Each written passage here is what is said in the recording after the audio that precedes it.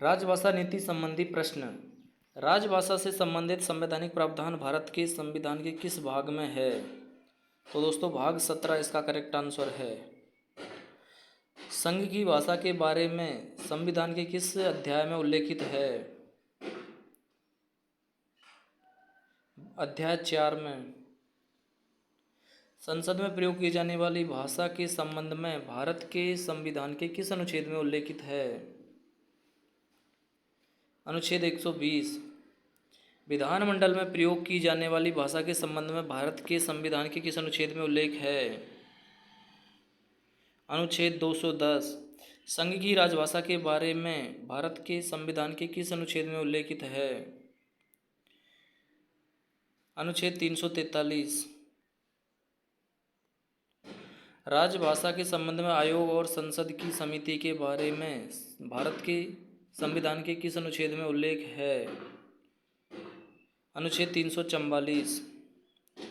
राज्य की राजभाषा या राजभाषाओं के बारे में भारत के संविधान के किस अनुच्छेद में उल्लेख है? अनुच्छेद 345। किस एक राज्य और दूसरे राज्य के बीच या किसी राज्य और संघ के बीच पत्र आदि की भाषा के बारे में भारत के संविधान के किस अनुच्छेद में उल्लेख है? अनुच्छेद 346। किसी राज्य की जनसंख्या के किसी भाग द्वारा बोली जाने वाली भाषा के संबंध में विशेष उपबंध के बारे में भारत के संविधान के किस अनुच्छेद में उल्लेख है? अनुच्छेद 347 दोस्तों। उच्चतम न्यायालय और उच्च न्यायालयों में अधिनियमों, विधेयकों आदि के प्रयोग की जाने वाली भाषा के बारे में भारत के संविधान के किस अनुच्छेद में उल्लेख है? अनुच्छेद 348। हिंदी भाषा के विकास के लिए निर्देश का उल्लेख भारत के संविधान के किस अनुच्छेद में है? अनुच्छेद 351। भारत के संविधान के अनुसार संघ की राजभाषा हिंदी है तथा देवनागरी लिपि देवनागरी है। संसदीय राजभाषा समिति में कितने सदस्य होते हैं? 30 सदस्य होते हैं दोस्तों। संसदीय राजभाषा समिति की कौन सी उपसमिति रेल कार्यालयों का निरीक्षण करती है? दूसरी उपसमिति। संसदीय राजभाषा समिति में लोकसभा के कितने सदस्य होते हैं? 20 सदस्य होते हैं। संसदीय राजभाषा समिति में राज्यसभा से कितने सदस्य होते हैं? तो दोस्तों 10 सदस्य राजभाषा से होते हैं। संविधान की किस अनुसूची में भाषाओं का उल्लेख है? तो संविधान की 8वीं अनुसूची में भाषाओं का उल्लेख है। भारत के संविधान के भाग 17 में राजभाषा के प्रयोजनों के लिए कितने अनुच्छेद है? तो 11 अनुच्छेद है। राजभाषा अधिनियम कब बना? राजभाषा अधिनियम 1963 में बना। राजभाषा अधिनियम की किस धारा के अधीन 14 दस्तावेजों को हिंदी और अंग्रेजी दोनों भाषाओं में अनिवार्य रूप से तैयार या जारी या निष्पादित किया जाना चाहिए? तो धारा 3(3) के अनुसार राजभाषा अधिनियम के प्रयोजनों को कार्यान्वित करने के लिए नियम बनाने की शक्ति किसे प्रदान की गई है? केंद्र सरकार को। राजभाषा अधिनियम की कौन कौन सी धाराओं के उपबंध जम्मू कश्मीर राज्य में लागू नहीं होते? तो धारा 6 और 7 के। राजभाषा अधिनियम में संशोधन किस वर्ष किया गया? 1967 में किया गया। राजभाषा के संबंध में राष्ट्रपति के आदेश किस वर्ष की 27 अप्रैल को जारी हुए थे? 1960। 27 अप्रैल 1960 को जारी हुए थे।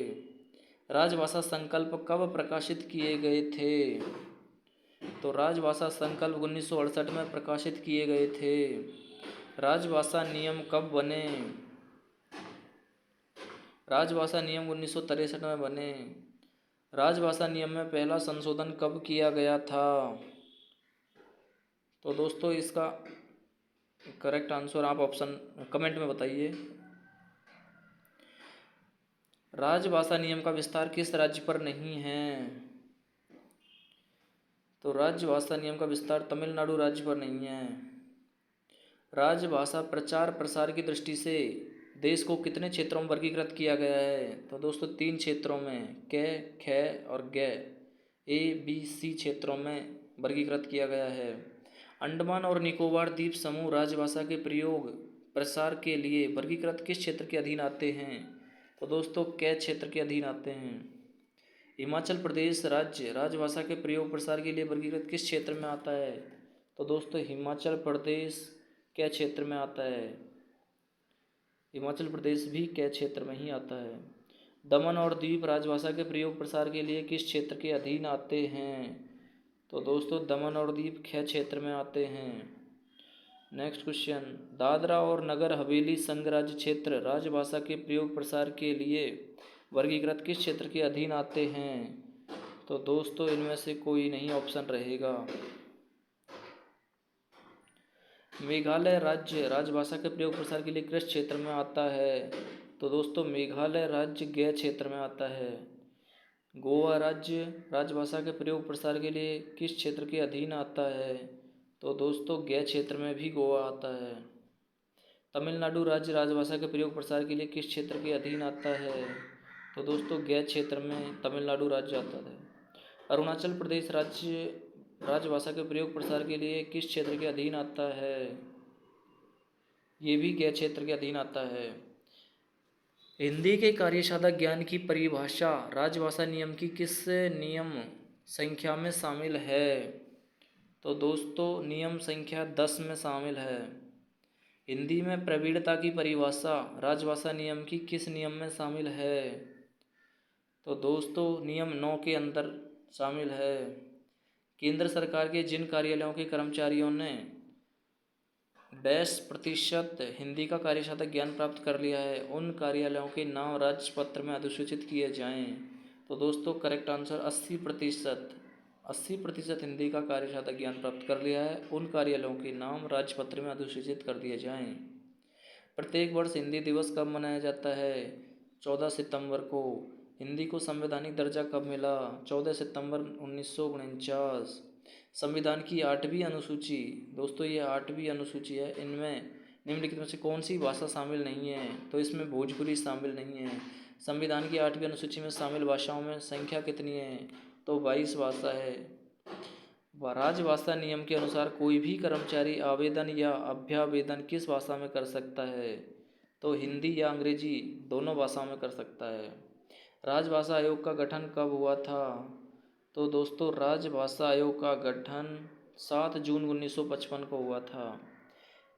यदि किसी कर्मचारी ने मैट्रिक या उसके समतुल्य अथवा उससे उच्चतर परीक्षा हिंदी विषय के साथ उत्तीर्ण कर ली है तो उसे निम्नलिखित में से क्या माना जाएगा? तो दोस्तों हिंदी का कार्यसाधक ज्ञान प्राप्त कर्मचारी उसे माना जाएगा। दोस्तों 47-48 क्वेश्चन रिपीट हो गए हैं। नेक्स्ट क्वेश्चन, मैनुअल, संहिताएं, प्रक्रिया संबंधी अन्य साहित्य, लेखन सामग्री आदि की भाषा के बारे में राजभाषा नियम के किस नियम में उल्लेख किया गया है? तो दोस्तों नियम नंबर 11 में इसका उल्लेख किया गया है। राजभाषा नियम संख्या 12 के अनुसार राजभाषा अधिनियम और नियमों के संबंध में जारी निर्देशों के समुचित अनुपालन के सुनिश्चित करने का उत्तरदायित्व किसे सौंपा गया है? तो उपयुक्त तीनों को सौंपा गया है, राजभाषा अधिकारी को, कार्यालय के प्रशासनिक प्रधान को और संबंधित डीलर को। 1955 में गठित राजभाषा आयोग का क्या नाम था? इसका नाम था खेर आयोग। 1955 में गठित प्रथम राजभाषा आयोग के अध्यक्ष कौन थे? श्री बाल गंगाधर खेर या बीजी खेर प्रथम गठित आयोग राजभाषा आयोग के अध्यक्ष थे। हिंदी प्रबोध परीक्षा में 10% या उससे अधिक अंक प्राप्त करने पर, दोस्तों इसकी जगह 70% है। हिंदी प्रबोध परीक्षा में 70% या उससे अधिक अंक प्राप्त करने वाले को मिलने वाली पुरस्कार राशि क्या है? तो दोस्तों 1600 रुपये है। नेक्स्ट क्वेश्चन, हिंदी प्रवीण परीक्षा में 70% या उससे अधिक अंक प्राप्त करने वाले को मिलने वाली पुरस्कार राशि क्या है? दोस्तों ये 1800 रुपये है। प्रवीण परीक्षा में 1800 रुपये है। नेक्स्ट क्वेश्चन, हिंदी प्राज्ञ परीक्षा में 70% या उससे अधिक अंक प्राप्त करने वाले को मिलने वाली पुरस्कार राशि क्या है? ₹2400 है दोस्तों, ₹2400 है। हिंदी टंकण परीक्षा में 97% या उससे अधिक अंक प्राप्त करने पर मिलने वाली पुरस्कार की राशि क्या है? ₹2400 है दोस्तों। नेक्स्ट क्वेश्चन है, हिंदी आशुलिपि परीक्षा में 95% या से अधिक अंक प्राप्त करने पर मिलने वाली पुरस्कार की राशि क्या है? इसकी भी ₹2400 है दोस्तों। नेक्स्ट क्वेश्चन है, निजी प्रयत्नों से हिंदी प्रबोध परीक्षा उत्तीर्ण करने पर मिलने वाले एक मुश्त पुरस्कार की राशि क्या है? तो ₹1600 है दोस्तों। नेक्स्ट क्वेश्चन, निजी प्रयत्नों से हिंदी प्रवीण परीक्षा उत्तीर्ण करने पर मिलने वाले एक मुश्त पुरस्कार की राशि क्या है? तो दोस्तों ₹2000 है प्रवीण के लिए। निजी प्रयत्नों में हिंदी प्राज्ञ परीक्षा उत्तीर्ण करने पर मिलने वाले एक मुश्त पुरस्कार की राशि क्या है? तो दोस्तों इसकी है प्राज्ञ के लिए ₹2400। निजी प्रयत्नों से हिंदी टंकण परीक्षा उत्तीर्ण करने पर मिलने वाले एक मुश्त पुरस्कार की राशि क्या है? तो दोस्तों इसकी एक मुश्त पुरस्कार राशि है टंकण के लिए ₹1600। नेक्स्ट क्वेश्चन है, निजी प्रयत्नों से हिंदी आशुलिपि परीक्षा उत्तीर्ण करने पर एक मुश्त पुरस्कार राशि क्या है? तो दोस्तों ₹3000 है आशुलिपि के लिए। केंद्रीय हिंदी समिति के अध्यक्ष कौन होते हैं? तो दोस्तों प्रधानमंत्री केंद्रीय हिंदी समिति के अध्यक्ष होते हैं। संसदीय राजभाषा समिति की कितनी उप समितियाँ हैं? तो दोस्तों 3 उप समितियाँ हैं। राजभाषा कार्यान्वयन समिति की बैठकों की अवधि क्या है? तो दोस्तों 3 महीने में एक बार है, 3 महीने में एक बार या साल में 4 बार। नेक्स्ट क्वेश्चन है, नगर राजभाषा कार्यान्वयन समिति की बैठकों की अवधि क्या है? तो दोस्तों 6 महीने में एक बार, साल में 2 बार। नेक्स्ट क्वेश्चन है, राजभाषा नियम 1976 में कुल कितने नियम है? तो कुल 12 नियम है। राजभाषा का वार्षिक कार्यक्रम कौन तैयार करता है? तो गृह मंत्रालय इसका वार्षिक कार्यक्रम तैयार करता है। हिंदी शिक्षण योजना के अंतर्गत निर्धारित हिंदी पाठ्यक्रम की परीक्षाएं वर्ष में कितनी बार ली जाती है? तो दोस्तों 2 बार ली जाती है। केंद्र सरकार की लिपिकीय कर्मचारियों के लिए निर्धारित अंतिम पाठ्यक्रम क्या है? प्राज्ञ पाठ्यक्रम। अंतिम पाठ्यक्रम प्राज्ञ है। सामान्य कार्य के अतिरिक्त राजभाषा कार्यान्वयन समिति का कार्य देखने वाले कर्मचारी को प्रति माह कितना मानदेय दिया जाता है? तो दोस्तों इसको ₹600 मिलते हैं। नेक्स्ट क्वेश्चन, अंशकालिक हिंदी पुस्तकालय को प्रति माह कितना मानदेय दिया जाता है? तो दोस्तों ₹1000 दिया जाता है। नेक्स्ट क्वेश्चन, गैर हिंदी भाषी क्षेत्रों में बोर्डों को किस क्रम में प्रदर्शित किया जाता है? क्षेत्रीय भाषा, हिंदी भाषा और उसके बाद अंग्रेजी भाषा। नेक्स्ट क्वेश्चन, संविधान की 8वीं अनुसूची में शामिल विदेशी भाषा कौन सी है? तो दोस्तों आपको पता ही है, नेपाली एक ऐसी विदेशी भाषा है जो 8वीं अनुसूची में शामिल की गई है। नेक्स्ट क्वेश्चन, मंडल रेल कार्यालय की राजभाषा कार्यान्वयन समिति के अध्यक्ष कौन होते हैं? तो दोस्तों मंडल रेल प्रबंधक या डिविजनल रेलवे मैनेजर DRM होते हैं। नेक्स्ट क्वेश्चन, रेल के प्रधान कार्यालय की राजभाषा कार्यान्वयन समिति के अध्यक्ष कौन होते हैं? तो दोस्तों महाप्रबंधक जनरल मैनेजर होते हैं। नेक्स्ट क्वेश्चन, राजभाषा अधिनियम 1963 में कुल कितनी धाराएं हैं? तो कुल 9 धाराएं हैं। नेक्स्ट क्वेश्चन, राजभाषा अधिनियम 1963 की किस धारा के अंतर्गत केंद्र सरकार को राजभाषा संबंधी नियम बनाने की शक्ति दी गई है? धारा 8 के अंतर्गत राजभाषा संबंधित नियम बनाने की शक्ति दी गई है केंद्र सरकार को दोस्तों। नेक्स्ट क्वेश्चन है, तकनीकी रेल विषयों पर हिंदी में मौलिक पुस्तकें लिखने के लिए चालू की गई योजना कौन सी है? तो दोस्तों लाल बहादुर शास्त्री तकनीकी मौलिक पुस्तक योजना है। नेक्स्ट क्वेश्चन है, मौलिक कथा कहानी संग्रह एवं उपन्यास हेतु चलाई गई योजना का नाम क्या है? तो मुंशी प्रेमचंद योजना। नेक्स्ट क्वेश्चन है, मौलिक काव्य गजल संग्रह हेतु चलाई जाने वाली योजना का नाम क्या है? तो दोस्तों इसकी है मैथिली शरण गुप्त पुरस्कार योजना। नेक्स्ट है, राजभाषा नियम 1976 के किस नियम के अंतर्गत कर्मचारी फाइल पर टिप्पणी या कार्यव्रत हिंदी या अंग्रेजी में लिख सकता है? तो दोस्तों नियम 8(1) के तहत ये ऐसा कर सकता है। नेक्स्ट क्वेश्चन है, राजभाषा नियम 1976 के किस नियम के अंतर्गत केंद्रीय सरकार के किसी कार्यालय में प्रयोग किए जाने वाले रजिस्टरों के प्रारूप और शीर्षक हिंदी और अंग्रेजी में होने चाहिए। तो दोस्तों नियम नंबर 11(2) के अनुसार ऐसा होना चाहिए। नेक्स्ट क्वेश्चन है दोस्तों, रेलों की हिंदी पत्रिकाओं में प्रकाशित मौलिक लेख, कहानी, नाटक के लिए रचनाकारों को दिए जाने वाले मानदेय की राशि कितनी है? तो दोस्तों 1000 रुपये है। नेक्स्ट है, रेलों की हिंदी पत्रिकाओं में प्रकाशित मौलिक कविता और पुस्तक समीक्षा के लिए रचनाकारों को दिए जाने वाले मानदेय की राशि कितनी है दोस्तों? तो इसकी राशि है 400 रुपये। अगला क्वेश्चन है दोस्तों, रेलों की हिंदी परीक्षाओं में प्रकाशित मौलिक कार्टून चित्र के लिए कार्टूनिस्ट चित्रकारों को दिए जाने वाले मानदेय की राशि कितनी है? तो दोस्तों इसकी राशि है 300 रुपये। नेक्स्ट क्वेश्चन है दोस्तों, रेलवे बोर्ड राजभाषा कार्यान्वयन समिति के अध्यक्ष कौन होते हैं? तो दोस्तों इसके अध्यक्ष होते हैं रेलवे बोर्ड के अध्यक्ष। रेलवे बोर्ड के अध्यक्ष होते हैं वो रेलवे बोर्ड में राजभाषा कार्यान्वयन समिति के अध्यक्ष होते हैं। नेक्स्ट क्वेश्चन है दोस्तों, रेलवे बोर्ड राजभाषा कार्यान्वयन समिति के सदस्य सचिव कौन होते हैं? तो है निदेशक राजभाषा। जो राजभाषा का डायरेक्टर होता है वही रेलवे बोर्ड राजभाषा कार्यान्वयन समिति के सदस्य सचिव होते हैं। नेक्स्ट क्वेश्चन है दोस्तों, हिंदी में कार्यसाधक ज्ञान रखने वाला कर्मचारी या किसी अधिकारी किसी दस्तावेज के अंग्रेजी अनुवाद की मांग तभी कर सकता है जब वह दस्तावेज कौन सी प्रकृति का हो? तो दोस्तों इसका करेक्ट आंसर है जब वह दस्तावेज विधिक या तकनीकी प्रकृति का हो। नेक्स्ट क्वेश्चन है दोस्तों, राजभाषा कार्यान्वयन की धारा 3(3) के अनुपालन का दायित्व किसको सौंपा गया है? तो दोस्तों राजभाषा अधिकारी को सौंपा गया है। अगला क्वेश्चन है दोस्तों, राजभाषा सरकार के कार्यालयों में उपयोग में आने वाली कैसी रबर की मोहर प्रयोग में लाई जाएंगी? तो इसका आंसर है दोस्तों हिंदी अंग्रेजी द्विभाषी, दोनों भाषाओं में होनी चाहिए रबर की मोहरें। तो दोस्तों नेक्स्ट क्वेश्चन है, अंग्रेजी में प्राप्त पत्रों के उत्तर की भाषा क्या होगी? क्वेश्चन नंबर 92 में दोस्तों, हिंदी में प्राप्त पत्रों के उत्तर की भाषा क्या होगी? तो दोस्तों हिंदी में प्राप्त पत्रों के उत्तर की भाषा भी हिंदी ही होगी।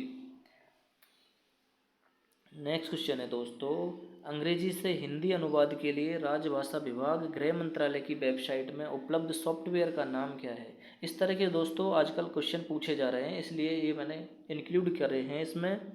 अंग्रेजी से हिंदी अनुवाद के लिए राजभाषा विभाग गृह मंत्रालय की वेबसाइट में उपलब्ध सॉफ्टवेयर का नाम है दोस्तों मंत्रा।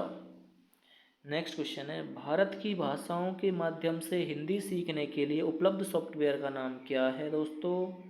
तो इसका आंसर है लीला। नेक्स्ट क्वेश्चन है दोस्तों, हिंदी स्पीच को हिंदी भाषण को किसी हिंदी टेक्स्ट में बदलने से संबंधित सॉफ्टवेयर का नाम क्या है?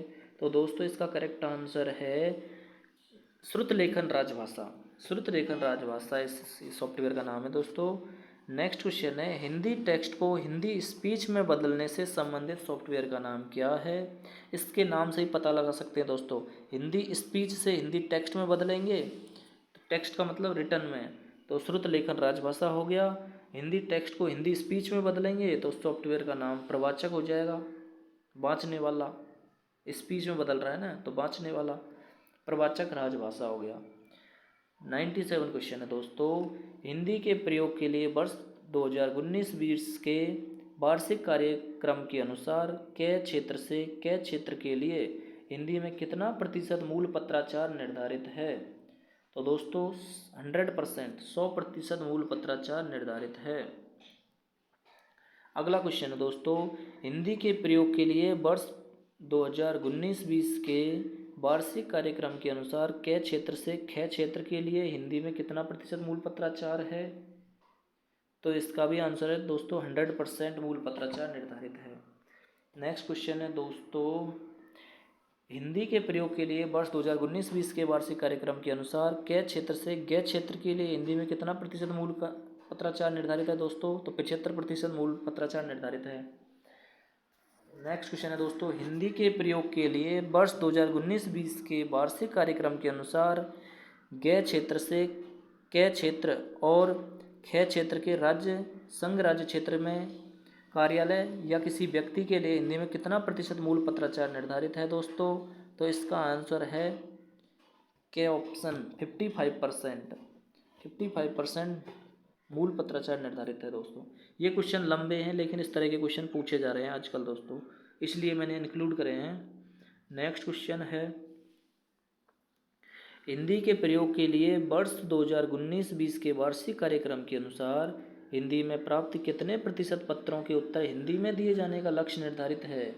तो दोस्तों 100%, ये इसका 100% है कि हिंदी में प्राप्त पत्रों के उत्तर हिंदी में ही दिए जाए, इसका लक्ष्य निर्धारित है। नेक्स्ट क्वेश्चन है दोस्तों, हिंदी के प्रयोग के लिए वर्ष 2019-20 के वार्षिक कार्यक्रम के अनुसार के क्षेत्र में हिंदी टिप्पण का कितना प्रतिशत लक्ष्य निर्धारित है? तो दोस्तों 75% लक्ष्य निर्धारित है। नेक्स्ट क्वेश्चन है दोस्तों, हिंदी के प्रयोग के लिए वर्ष 2019-20 के वार्षिक कार्यक्रम के अनुसार ख क्षेत्र में हिंदी टिप्पण का कितना प्रतिशत लक्ष्य निर्धारित है? तो दोस्तों ख क्षेत्र के लिए है 50%। इसी प्रकार ग क्षेत्र 104 क्वेश्चन है, इसी प्रकार ग क्षेत्र के लिए 30% निर्धारित है। तीनों क्वेश्चन देख लीजिए दोस्तों। क क्षेत्र के लिए तो है 75% और ख क्षेत्र के लिए है 50% और ग क्षेत्र के लिए है 30%। 75, 50 एंड 30, इस तरह से याद रखिए दोस्तों। नेक्स्ट क्वेश्चन 105 नंबर क्वेश्चन पर चलते हैं। हिंदी के प्रयोग के लिए वर्ष 2019-20 के वार्षिक कार्यक्रम के अनुसार ख क्षेत्र से क क्षेत्र के लिए हिंदी में कितना प्रतिशत मूल पत्राचार निर्धारित है? तो इसका करेक्ट आंसर है दोस्तों 90%। ख क्षेत्र से क क्षेत्र के लिए 90% है, इसी प्रकार ख क्षेत्र से ख क्षेत्र के लिए 90% है और इसी प्रकार ख क्षेत्र से ग क्षेत्र के लिए 55% है। ख से क के लिए 90%, ख से ख के लिए 90% और ख से ग के लिए 55% है दोस्तों। नेक्स्ट क्वेश्चन चलते हैं 108 नंबर क्वेश्चन। हिंदी के प्रयोग के लिए वर्ष 2019-20 के वार्षिक कार्यक्रम अनुसार ख क्षेत्र से क क्षेत्र और ख क्षेत्र के राज्य या संघ राज्य क्षेत्र के कार्यालय या किसी व्यक्ति के लिए हिंदी में कितना प्रतिशत मूल पत्राचार निर्धारित है? तो दोस्तों 90% है।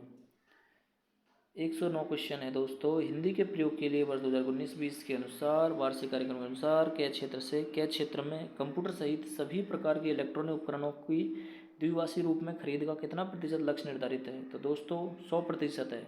जहाँ भी इलेक्ट्रॉनिक उपकरण का नाम आ जाए 100% टेक देना है आपको। नेक्स्ट क्वेश्चन है दोस्तों, हिंदी के प्रयोग के लिए वर्ष 2019-20 के वार्षिक कार्यक्रम के अनुसार क क्षेत्र में नागरिक चार्टर तथा जन 110, 111 और 112 क्वेश्चनों को एक साथ देखेंगे दोस्तों। हिंदी के प्रयोग के लिए वर्ष 2019-20 के वार्षिक कार्यक्रम के अनुसार क क्षेत्र में नागरिक चार्टर तथा जन सूचना बोर्डों आदि का प्रदर्शन द्विभाषी होने के लिए कितना प्रतिशत लक्ष्य निर्धारित है? तो इसका करेक्ट आंसर है दोस्तों क क्षेत्र में नागरिक चार्टर 100%, ख क्षेत्र में नागरिक चार्टर 100% और ग क्षेत्र में दोस्तों 80% है।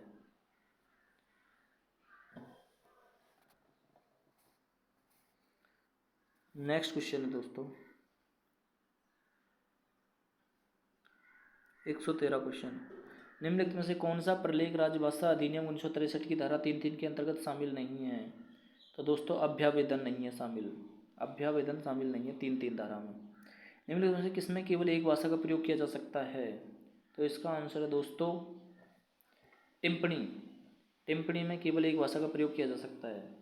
लास्ट क्वेश्चन है दोस्तों, किस क्षेत्र के गंतव्य के पास या पीटीओ को अंग्रेजी भाषा में बनाया जा सकता है? पास पीटीओ को ख और ग क्षेत्र के लिए अंग्रेजी भाषा में बनाया जा सकता है दोस्तों।